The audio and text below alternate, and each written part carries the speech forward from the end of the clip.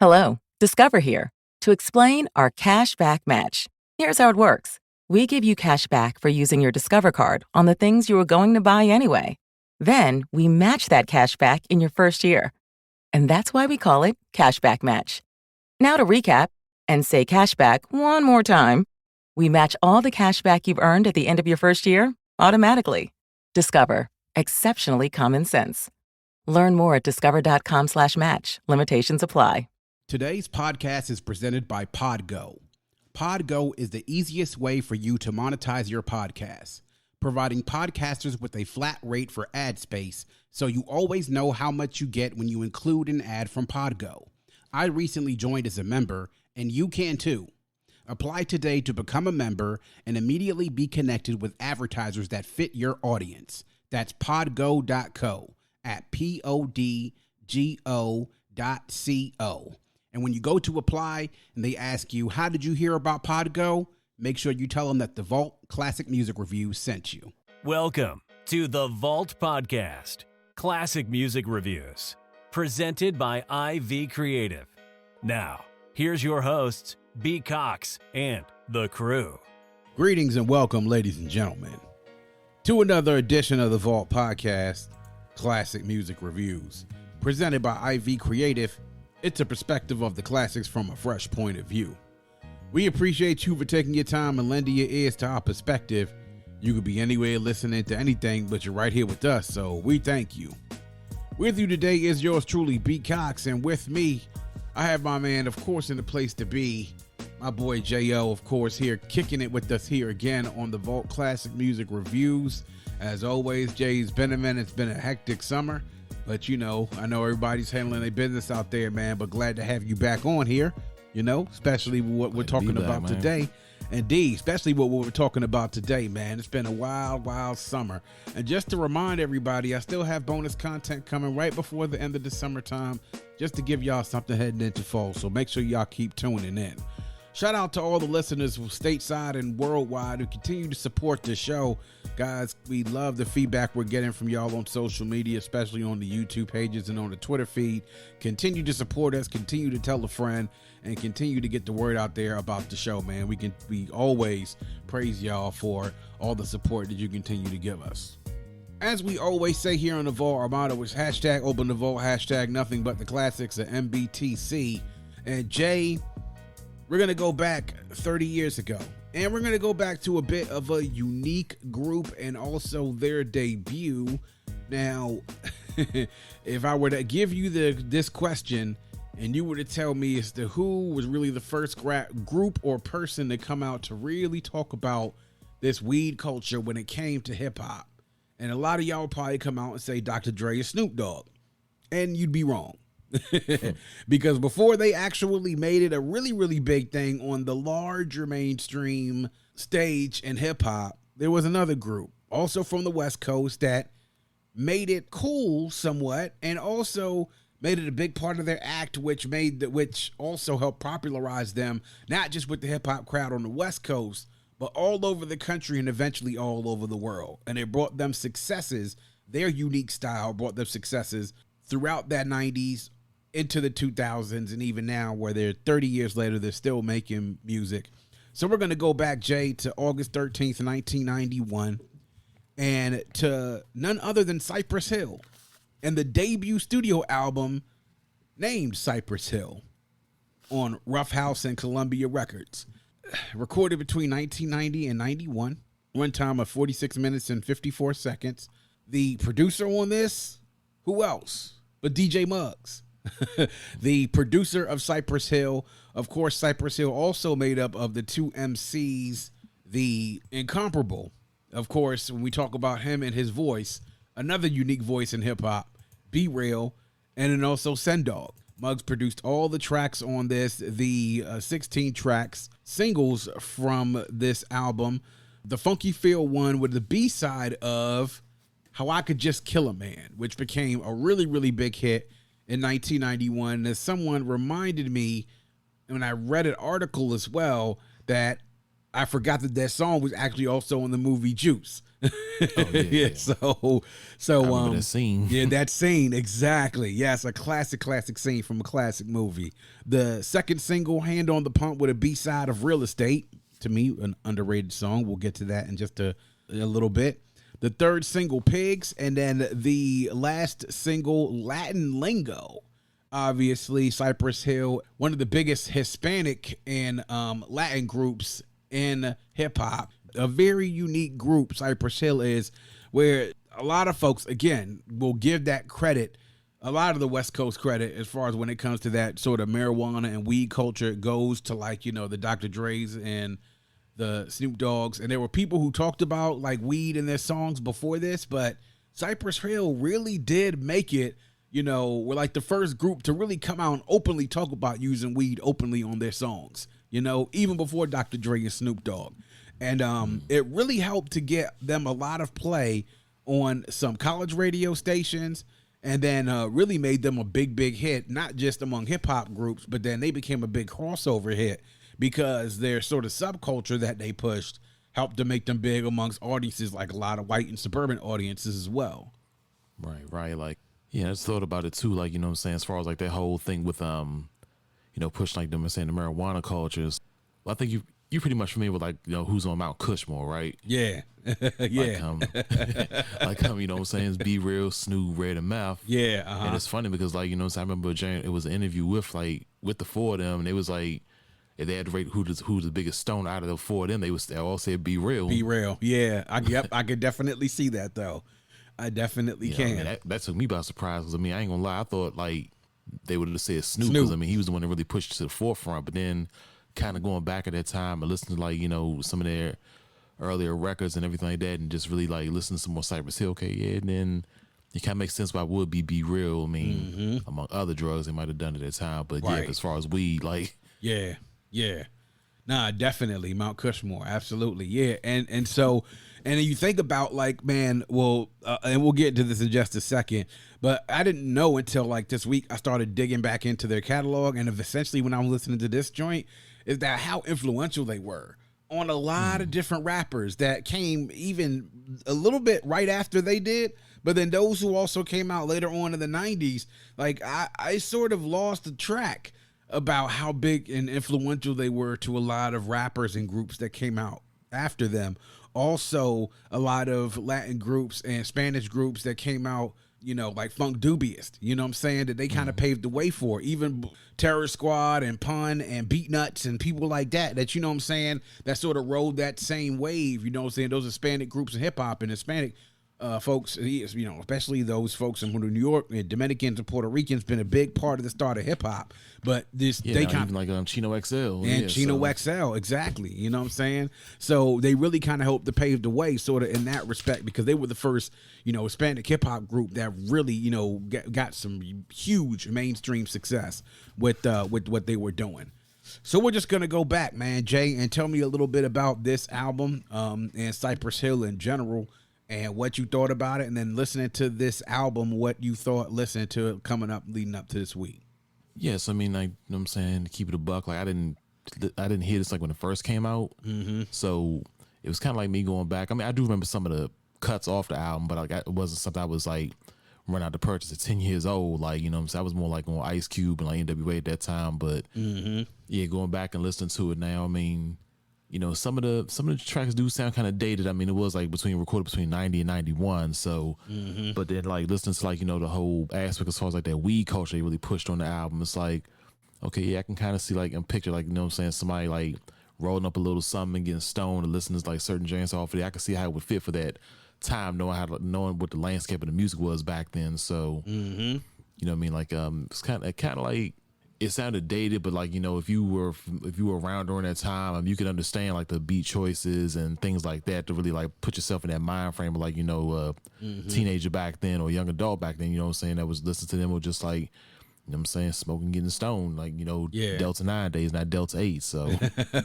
Yeah, indeed. Nah, I hear you. Yeah, I hear you.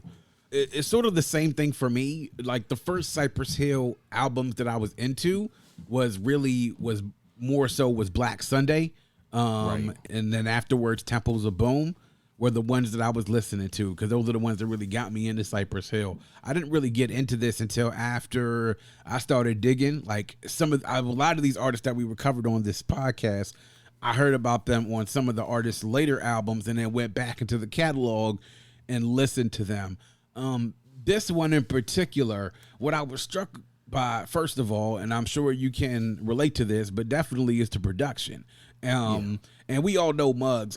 Just to speak, first of all, on Muggs as a producer, I kind of feel like when we talk about the best producers of all time and those who have, whether it's by the quality of their beats, the ingenuity of the tools and the tricks that they use, to the influence that they have, I don't think that we talk about Muggs enough. As far as like his influence, as far as like the quality of his beats and the type of people that he's produced for. I mean, beyond just Cypress Hill, you talk about the other ones, House of Pain, people that he's done stuff for. RZA, he's collaborated with RZA on some things. So, but I think to me, man, Muggs and his work, it is almost like when you think about the production of that time, and I was reading this in an article and it clicked in my head like a light bulb being switched on. When you think about during this particular time, I thought a lot about how like the Bomb Squad's production was, the work that they did not only on Fear of a Black Planet, but then also on Ice Cube's America's Most Wanted. And then also listening to earlier this year, the work that was done on NWA's Niggas for Life, or F for Zagging, that what Dre's work on there was almost sort of like it had taken a step up from what they had done on Straight Outta Compton, because he had learned sort of from what he heard from on America's Most Wanted, The Fear of Black Planet, where you talk about that sonic wall of sound, like the layering of samples upon samples upon samples, where all the individual things are taken from different samples and cuts from records that they dig for. And I feel like Muggs did a lot of that here as well. Like you could just hear like, oh, there's something from that. This kick is from somewhere. This snare's from somewhere. These hats are from this. That vocal sample is from this, and that, this bass line is from. He's always been really great at that. And then another thing that Muggs has been great at doing, he's also been great at adapting, even with Cypress Hill sound themselves. But beyond just the production, you sort of get into Dogg and the Be Real. And, like you said, the weed subculture, everything's there. The one thing that I do have to say about Cypress Hill is that it kind of feels like, wow, the music sounds kind of hard, and some of the stuff and the subject material can be dark, but it's kind of lighthearted at the same time, because it feels like, while things were sort of somewhat about some bad times and about gangster stuff, it was also lighthearted too. Like I remember reading something with Be Real, and he said that, other than like with NWA, where, it was all about, hardcore and gangster shit, like we be likely to run up on you, pull the gun out on you, but then laugh at you and shit, and then make jokes about pulling the trigger on you, That's sort of like what the music sounded like. It feels sort of like, I'm just fucking with you, man. Like, go ahead. I ain't going to shoot you, man. Get the fuck out of here type of music. So I've always kind of felt that way about their music. So beyond just even the weed stuff, which the weed subculture stuff really has and pushes across boundaries and can really, can reach beyond just the hip hop audience. Cause shoot, I remember going back to, I think it might've been one of the Smoking Groves tours. And, when they came out, when Cypress Hill came out, it was like, you could always smell weed at those concerts, but when they came out, you could smell it. Like, I mean, you could, like almost everybody was saving their blunts from when they came out. So,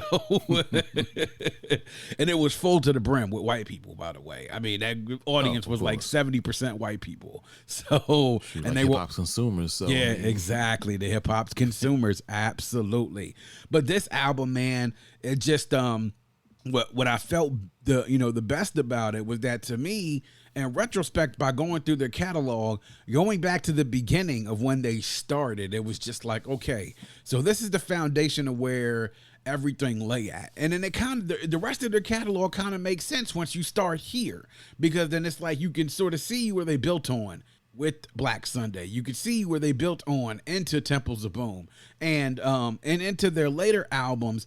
But you never really saw them stray too much away from that, because why? It worked. I mean, what they did, they're one of the few groups in hip hop that actually had 2 albums within the top 10 of the Billboard 200. They're one of the few groups actually as well to have multiple albums go multi-platinum. So it's you got to give them credit for that. They know their formula and they stick to it, and it works. It works. Those are really my thoughts on the album. Production wise, I was really impressed, but from a concept wise, when it came to the songs, like listening to some of the stuff on listening to songs like Hand on the Pump and hearing that familiar refrain from that hook, which is exactly what Red and Meth took and used on Rottweiler. It was like clever. Oh, okay. Yeah, that's what they got that from. Exactly. Clever. Same thing with the Funky Feel one. I hear that, and it's like when I'm listening to that, I can sort of sit there and I'm saying in my head to, Method Man, is it real, son? Is it really real, son? If you know it's real, son, let me know it's real. It's like, okay, you could see their influence, man. When you go later on in rap, you can see some stuff from Cypress Hill where they definitely influenced some people along the way. I even heard some things, probably a couple of lines that I think that Biggie reworked in some of his rhymes too as well and Ready to Die. So all the props in the world, man. So now we're going to get into highlights. So Jay, just give me your highlights, man, on Cypress Hill. Let me know his highlights, any lowlights, and anything else that you want to add. Yeah, for sure. So highlights for me would be Hand on the Pump. Mm-hmm. Latin Lingo, Stoned is the Way to Walk, Hole in the Head, and of course Killer Man. So those would be my highlights off there. I mean, now in terms of lowlights, I don't really want to classify it as like lowlights because again, it was like I had to constantly remind myself these beats are kind of dated. This was like 90, 91 when this dropped or recorded rather. Mm-hmm. But like the ones I called out as highlights, those are the ones to me that kind of like stand the test of time. Like, I could still see people banging those today. So, yeah, true. Honestly, to me, I think I kind of taking the time frame into consideration when I'm looking at and trying to judge these songs. It kind of helped me to sort of get through it. And understanding and knowing like what the formula Muggs was trying to do with the beats that he was making. But Hello, this is Discover, and we take customer service very seriously. We know that if you have a question or concern about your credit card, that's a serious matter, and you need to talk to a real person about it. So we offer around-the-clock access to seriously talented representatives in the USA.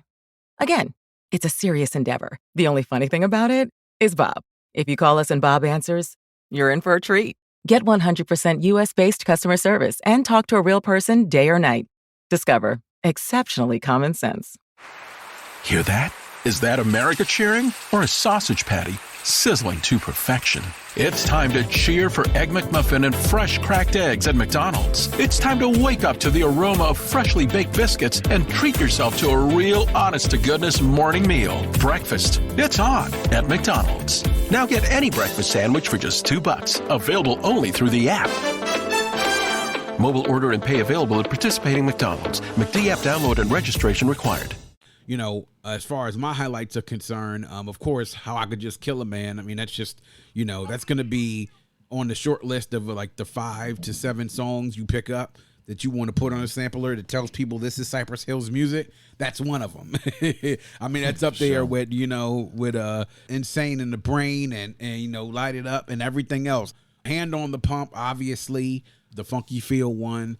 Real Estate for me. On this one, love the beat, also love the subject matter, but this is definitely a highlight for me. It's like one of those things when you first listen to the album, it's a track that you sort of like you skip over. Like, well, to me, it's like that Beam says, like, I'm that track that you used to skip over that you just found out was fire. That was to like Real Estate to me. That's what it was. Yeah. So, Stone is the way of the walk. Yeah, I got to get with you there as well on Latin Lingo. And of course the funky Cypress Hill shit. And then really like that Trace Eckes thing to me, which, is a short track, but I love the beat on that as well. They actually took that track, Trace Eckes, by the way, and used it to make a graphic novel in conjunction of the release of this album. So Cypress Hill's having a graphic novel, and the title of it is actually made. It's going to be Trace Eckes. So, and for those of y'all who are not sure what that means, if you drink the beer and if you're familiar with Spanish, it's 3 X's. And the subject matter of 3 X's is Sen Dog talking about him banging a joint out. You know what I mean? So that's what it is. I mean, as far as any lowlights, I don't really have any like big lowlights. I think for you, the low light, if it had to be for me was that, yes, I mean, some of this stuff does sound a little dated. In particular, the beats sound a little dated. But if anything about the beats, what does sound dated is maybe the samples themselves. But then it's like, you know, I think that the effect, mostly what you get through like the processing and the side effects of making it sound a little bit dustier to give it a little bit more of that grittier sound. This is like sort of gets that effect that, like, you know, you're not picking this up and thinking it's like, okay, this is from a West Coast artist. You're not picking this up and it being like, okay, these guys are like NWA, but then it's not also saying, oh, they're like, you know, pop guys like Young MC or like Tone Loc. It's like, you know, they kind of put and created a whole new lane for themselves as West Coast artists. And if it were to be a low light, it would be something like that. But I love like the creativity on here, even the skits like Ultraviolet Dreams and Break It Up and Something for the Blunted. I read, and I completely agree with something that this album in my research, is that they said what Muggs did on a lot of these intro and interlude tracks is that they created music that obviously it was for smokers, but it made you feel like, one, okay, you knew that they were like high and like sort of like projecting what their mind state was when they were high, but also meant to also take you through the journey as if you were high yourself, even if you didn't smoke. So I'm just like, okay, interesting that a producer would do something like that, because that takes some imagination to be able to craft something that makes someone feel as though, you know, even though they haven't rolled up and toked up, that, hey, come along in this journey with us, even though you're not. You know what I mean? So yeah, I was gonna say, like, it just made me think about, like, you know, touching back what you said about the production, like, you know, I mean, because of course, like, you know, like this really, a lot of this came from DJ Muggs, and like, it's make me think, okay, is this like a kind of cross up between like East and West? Because I mean, you know, with Muggs originally being from New York, and like Queens, producer from them, Queens, and like producing, like, you know, for like a group like Cypress Hill. I mean, I think he was out on the West Coast by that time. I think he moved out there when he was like maybe a teenager, but no, by that time you pretty much like have some like East Coast influences as far as your music and you know, and then just combining that. I mean, that was, and again, it's like 90, 91, so you know, West Coast really wasn't defined by that G-Funk sound just yet, because I don't think Niggas Life had just dropped him, or it might have just dropped him, really hadn't like defined that landscape as far as that, like, that windy synthesizer sound and everything like that. So I just think it's another thing to take into consideration with it. Oh yeah. It definitely, to me, I thought bridged the sort of gap between them being from the West Coast, where we would learn for most of like the G-Funk West Coast sound to be, whether it was Northern or Southern California, like what that sound would come to be within 2 or 3 years afterwards. Ziggo was a bridge. Not only that, but you know, their label Rough House was based in Philadelphia as well. When they recorded, this album, the majority of it, as I understand, was done in recording studios on the East Coast. It wasn't done in California, you know. And then Muggs having that background, being from New York, and then also studying, you can see the influences of where Muggs was getting his influence from you know, Ultramagnetic MCs and from Bomb Squad, taking that sonic wall of sound, because that's really, you know, when the Bomb Squad came out and was layering samples like that, it took a lot of producers. I even mentioned on Main Source review that I felt like Large Professor did a lot of that as well. It wasn't as in your face, like the samples weren't as hard hitting as what you got with the Bomb Squad and what Dre did on Niggas for Life, but I felt like it wasn't as in your face. And for me, I feel like Muggs more so took the approach of that in your face, like sonic wall of sound. Like, these snares are gonna be hard as hell. This kick is gonna kick you right in your chest. You know what I'm saying? These vocal samples are gonna be amazing and incredible. Like, oh, where did that guitar come from? Where is that bass line from? You know, that piano. Where the hell did that piano come from? Like, I think he sort of hit you right in your chest. So I do think it was sort of that crossed over between East and West in regards to what some East Coast producers like the Bomb Squad were doing, and then what was sort of like being adopted by other producers after seeing that be so successful on a couple of different albums. Cool. So now we're gonna get into notable quotables. Jay, you got one, man, that what you pulled from the album? I don't know if I really have anything in the way of like a notable quotable, as much as I was just like just really into like the flow and everything that, and of course B Real's voice. Yeah. But then again, I mean, I guess like you say, well, actually, you know what? Maybe like verse 2 of Hole in the Head, like okay. It was like eight barrel pumping, system thumping. See if I ain't come on, baby, jumping. I stopped the cop, Here, let me tell you something. Me, you, Ruko, we should be humping. Honey likes the Mac. Homie's got it in the bag. But there's Vato's rolling out and he's sticking up the flag. He jumps out with the sag. Hey, where you from, Holmes? It's on. He sees him reaching for his chrome. Buckshot to the dome. Jumps in the brown. Honey's in the back, but she just wants to go home.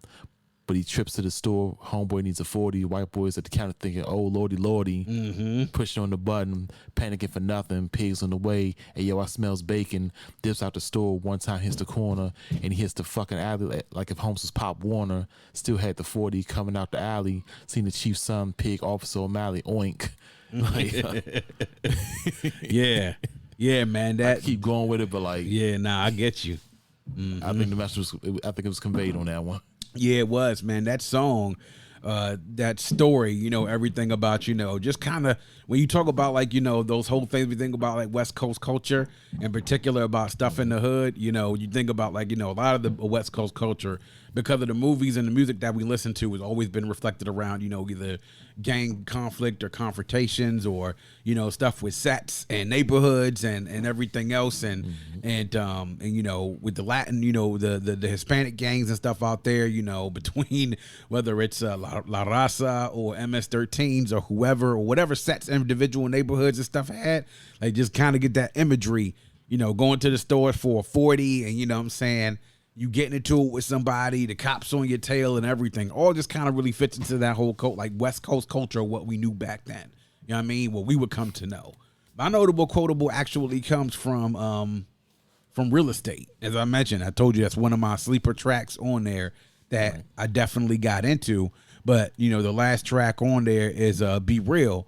And he says, yes, the master pass, kick your ass and feel combustion for the dope blast. Yet you stepping on my property, get off of a G, get caught up, and then you get shot up. See, violators will get prosecuted by the reputed, undisputed, and sight pursued. Not so there's no sellout. You ain't got enough ducats to shell out. Well, I'm in front, and yo, I feel great. Check out the story of the glory of the real estate. So, this is, like I said, a standout track to me. You know, like I always try to tell people, you know, with Be Real, it's somewhat similar to, I guess, to anybody we talk about that has a great voice. Like we've talked about this, you know, rappers like Chuck D, like the Rockness Monster, even a rapper, even someone like MC Ren, where they have a really, really unique voice. In particular with me, it's never really about the lyricism. I mean, you're not going to get crazy bars from Be Real, but what you're going to do is get respectable lyricism. And what you're going to do is really get a flow. And the voice is going to deliver for you. So with some MCs, you get more so like crazy lyricism, and some of them you got the delivery, and the voice is really going to do it for you. And I think to me that's one of Be Real's, you know, highlights is that voice and that flow is always going to keep you going. And backed by that Muggs production is always what's going to keep you interested in listening. Yeah, I'm definitely with that. I just thought about like, you know, it just kind of like took me back like where I heard like the Booyah Tribe get mentioned on that joint, like, and I'm thinking like I'm probably the only person my agent knows about the Booyah Tribe, like, because they even shouted a Gangsta Red, like I was just like liked his name, like, didn't know really shit else about him. I just like, yeah, that's a dope name, yeah. and then I thought about the other connection, you know what I'm saying, is that they basically all Bloods too, so right, right, yeah. So that was like a big thing at that time. Yeah, definitely, man. One thing to sort of talk about, you know, before we get into the final verdict of this album, a lot of things we talk about with Cypress Hill and why a lot of people respect them so much. I mean, they've sold over, you know, 20 million albums worldwide. They're considered stable in the West Coast hip hop, 90s hip hop in particular. And, you know, they've been big pushers of the weed culture. They're actually big advocates now for medical and recreational use of cannabis, which I'm 100% in favor of. You know, they're actually one of the first hip hop groups to receive a star on Hollywood's Walk of Fame, which is another great thing. You know what I'm saying? The only one that I could think about that may have recently just gotten one was NWA, and that was right around when the movie came out. They've been around for some time. Be Real, Muggs, Dogg, Bobo have all kind of like been like, you know, that you know, a part of the group. You know, they've been together.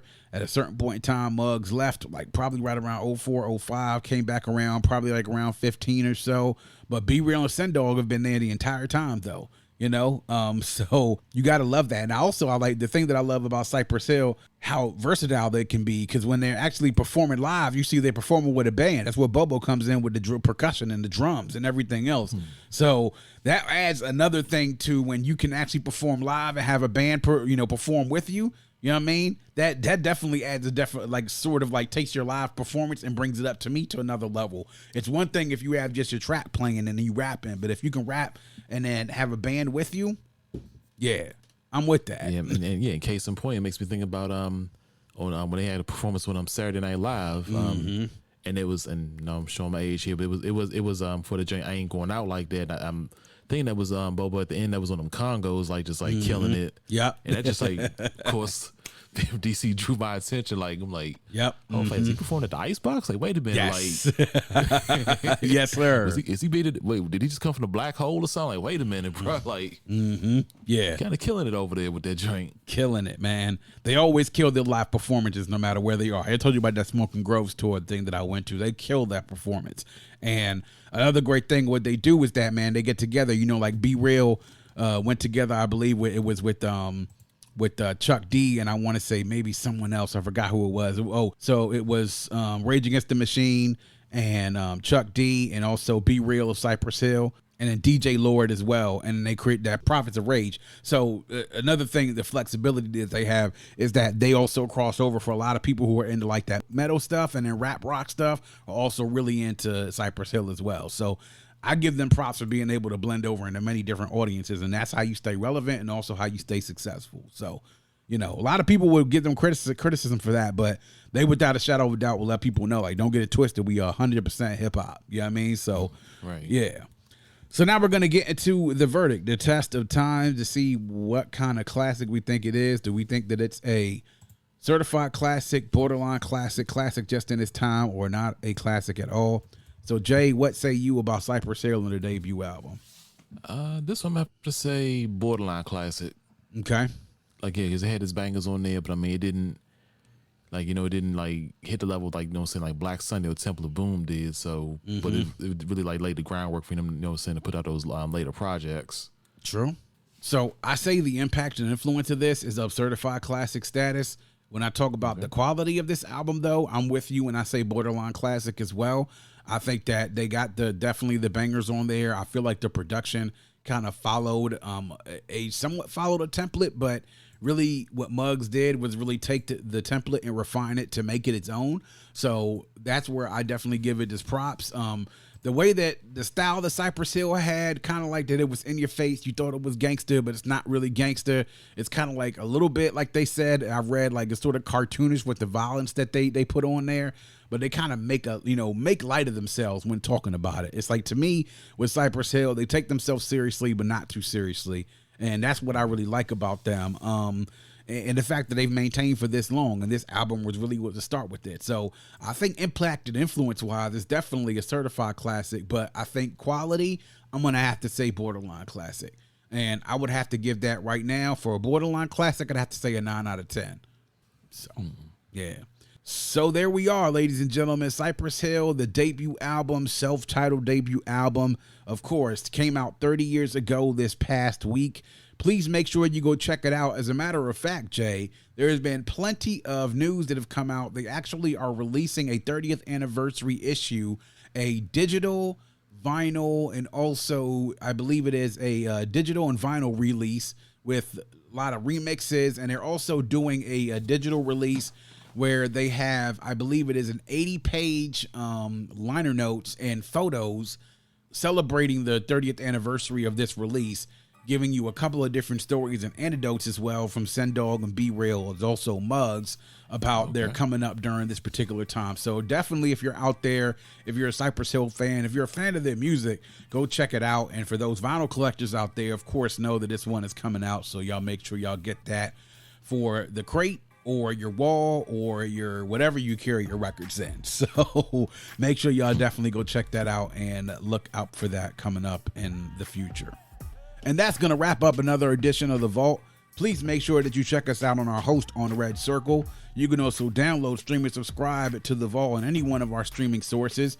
If you go to the link in our bio of our social media pages, you'll find our link tree. There you'll see all of our streaming sources and as well all of our social media pages.